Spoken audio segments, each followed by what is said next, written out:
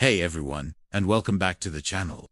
Today, we're diving into something truly powerful: how to train your mind and unlock your full potential. Especially as we navigate the rich tapestry of middle age. We're going to explore this through a timeless lens, a fable, because sometimes the oldest stories hold the newest truths. You know, life often feels like a winding path, doesn't it? Full of twists, turns, and sometimes a little fog. It's easy to get lost, to feel adrift, or even to just keep moving without truly knowing where we're headed. But what if there was a way to gain clarity, to harness our inner compass, and to truly build the life we envision? There is, and it begins with the remarkable power of clear goals. Let me tell you a story. In a land far away, nestled amongst rolling hills and ancient forests, lived a village known for its master artisans. These weren't just any artisans. They crafted breathtaking works of art, each piece imbued with a spirit of purpose and precision. Among them was a young apprentice named Elias. Elias was eager, hard-working, and possessed a natural talent.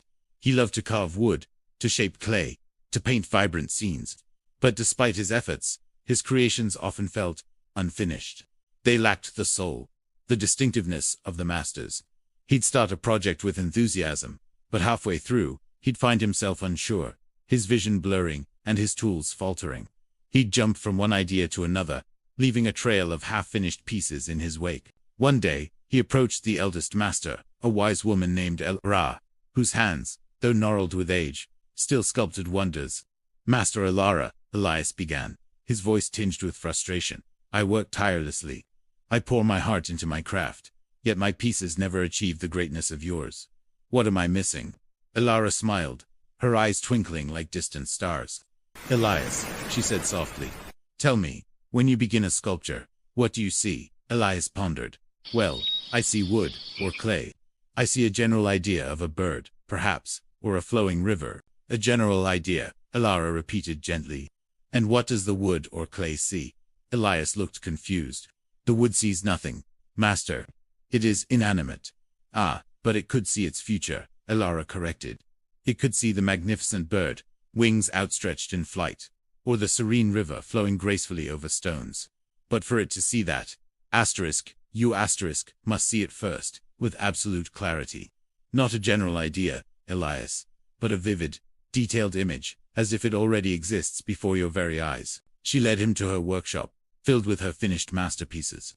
She pointed to a soaring eagle carved from a single block of oak. "When I began this eagle," she explained, "I didn't just see a bird.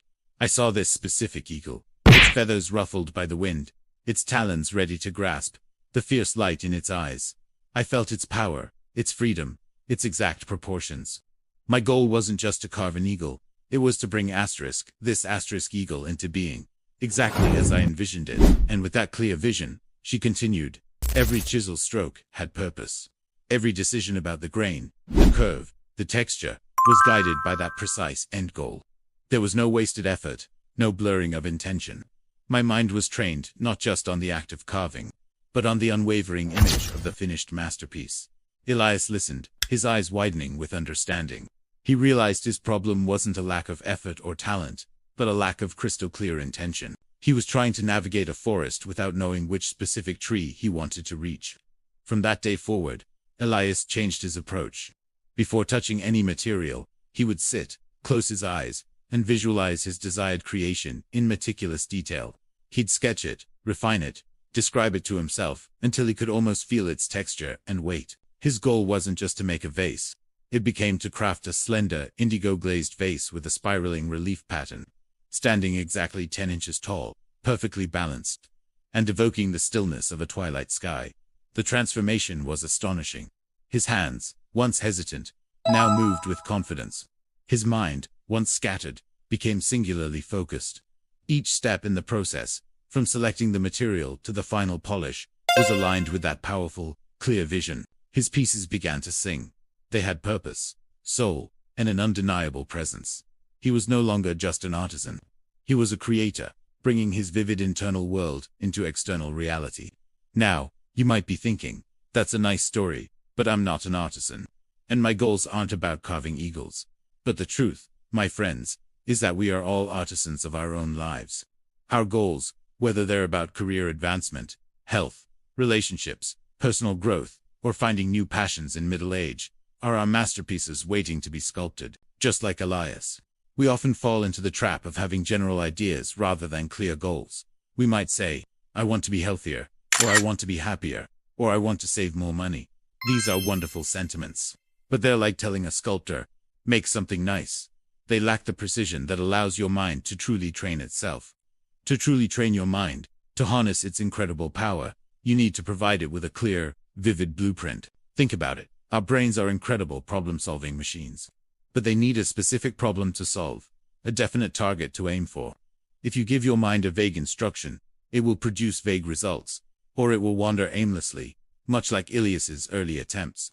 So, how do we apply Master Elara's wisdom to our own lives? First, embrace specificity. Instead of I want to be healthier, try, I will walk 30 minutes 5 days a week, and incorporate 3 plant-based meals into my diet, aiming to feel more energetic, and sleep 7 hours nightly by the end of 3 months. See the difference? That's a masterpiece in the making. Second, visualize your goal, as if it's already achieved. Close your eyes. What does it look like? What does it feel like? What sounds are around you? Engage all your senses. If your goal is to launch a new venture, visualize the moment you get your first positive feedback. Hear the congratulatory messages. Feel the satisfaction. This isn't just wishful thinking. It's programming your mind, giving it a tangible destination to work towards. Third, write your goals down. The act of writing solidifies them, moves them from ephemeral thoughts into concrete declarations. Make them visible. Put them where you'll see them daily. This serves as a constant reminder, a guide for your mind, keeping your focus sharp and your intention unwavering. Fourth, break down larger goals into smaller, manageable steps. Just as Elara meticulously planned each chisel stroke, you need to map out the journey. What's the very first step? What's the next? Each small accomplishment builds momentum and reinforces your mind's belief in its ability to achieve the larger vision. Finally, understand that setbacks are part of the process. Even master artisans occasionally misplace a tool or make a slight error. The difference is, they don't lose sight of their clear goal. They adjust, they learn, and they recommit to that vivid image of their desired outcome. Your clear goal acts as your lighthouse, guiding you back to shore whenever you drift off course. Training your mind with clear goals isn't just about achieving more. It's about living with intention, purpose, and a profound sense of direction. It empowers you to become the master artisan of your own unique and remarkable life, sculpting it with clarity, precision, and joy, especially as you embrace the wisdom and experience that middle age brings. So, what masterpiece are you ready to sculpt? What clear goal will you set today that will begin to transform your vision into reality? Thank you so much for watching today. If you found this fable inspiring, please hit that like button. Share it with someone who might need to hear this message. And don't forget to subscribe and ring that notification bell so you don't miss our next dive into personal growth and mindful living. We're building a wonderful community here, and I'd love for you to be a part of it. See you next time.